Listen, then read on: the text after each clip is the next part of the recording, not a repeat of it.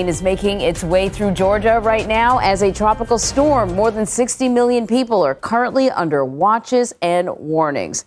The system made landfall in western Florida in its Big Bend region last night as a Category 4 hurricane. At least 4 people have died as a result of the storm. The governors of Florida, Georgia, Alabama, North Carolina, South Carolina, and Virginia all declared emergencies in their states. Well, CBS News national correspondent Manuel Bojorquez has been tracking the storm from Tampa, Florida, for us. So how's Tampa looking these days? Well, you know, the sun is out. It's a dry day now, but the damage is done. If you take a look over my shoulder here, you can see the residual flooding that was left behind by Hurricane Helene. In fact, we are standing right now on a bridge that connects mainland Tampa to Davis Islands. And that is a place where early this morning, firefighters told us they were still having to conduct water rescues, moving people out using high-profile vehicles. So this right now is being used just by emergency personnel for the most part. There is a level 1 trauma facility, Tampa General Hospital on the islands there as well. They put up a wall to protect against the storm surge, and they say they got 4 feet of water up onto that wall in the overnight hours. It was impressive to watch where we were yesterday at Ballast Point Park, which is just down that way, how quickly after about 6 o'clock or so the water started to rise. Today it has started to recede, but again, for many people who had to be rescued from their homes, the damage is done. They are weighing really how to clean up at this point. The city of Tampa said this morning there were about 87 rescues so far, and that is something that is being replicated not just here in Hillsborough County, but in all the counties up and down this area, up into the Big Bend of Florida.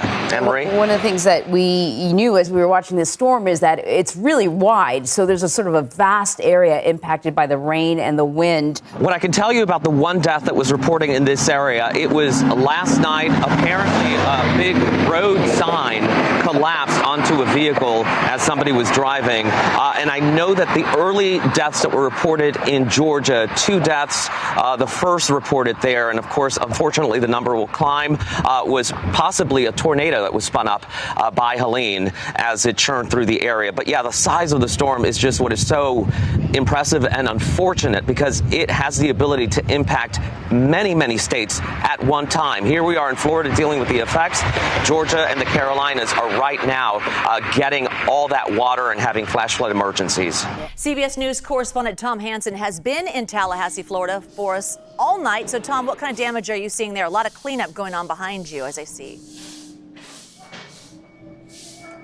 Oh, that's absolutely right, Juliet. If you can envision this was a 60 to 70 foot tree that fell onto this apartment, and we have been covering the damage that we've been seeing, pockets in Tallahassee, not widespread. You know, fortunately for this largely densely populated area, the damage has just been in little isolated pockets around the city. The main concern here, though, if you want to look over my shoulder this way, power lines, downed power lines leading to widespread outages, at least in the early part of the day. Now, at last check, the number has dropped from over 1 million this morning across the state of Florida down to the 800,000 range of people who are without power. So it is starting to decrease, but there is still going to be a long path to get things up and running when it comes to electricity.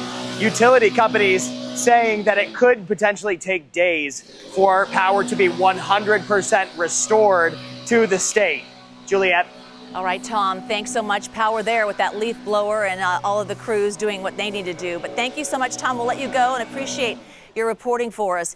And as expected, Helene's damage is leaving a lot of people without power right now. This map shows you millions across the southeast in the dark. Over 1 million customers are hoping to get their lights back on soon in Florida. So you can see here a majority of those are in the Big Bend area where Helene made landfall. And Florida Governor Ron DeSantis just started speaking moments ago with an update. Let's listen in. Everyone is in agreement that power restoration as rapidly as possible really helps with the response and the recovery. You know, you've seen in other parts of the country just recently, people weeks without power for like a Category 1 storm. Here in Florida, we've worked really hard to not have that happen, and that has happened in the past, even here many years ago. So we've had great partners with FPL, TECO, and then Duke. And I think you saw Duke had amassed a lot of linemen in different parts of the state. I think they had Tropicana Field, massive numbers of folks. And then they had at the villages, they had a big area there too. So we've worked closely with Melissa Satius, who's the head of Duke Energy here in Florida. I want to thank her for really leaning in and taking these storms very seriously and really wanting to provide really strong service for their customers, because you just take it for granted. You turn the light on, you get the charge. But when times like this happen and you can get power on quickly, that really is something that I think a lot of people appreciate. So, Melissa, why don't you come up and update on your efforts? All right, Florida Governor DeSantis giving an update on the power outages, the serious nature of what happens after Helene hit that area. And he says the cleanup will continue for days, and he thanks all of the people and the rescuers there in his area. A man and his dog got a life-saving lift after getting stuck off the coast of Florida as Helene approached. His 36-foot sailboat became disabled and began taking on water in the choppy sea. Well, a Coast Guard member came down from a helicopter and rescued them. The man and his dog were then taken to a nearby airport for medical services. The Coast Guard says they're reportedly both okay. Just incredible video, and we are happy that this rescue went so well.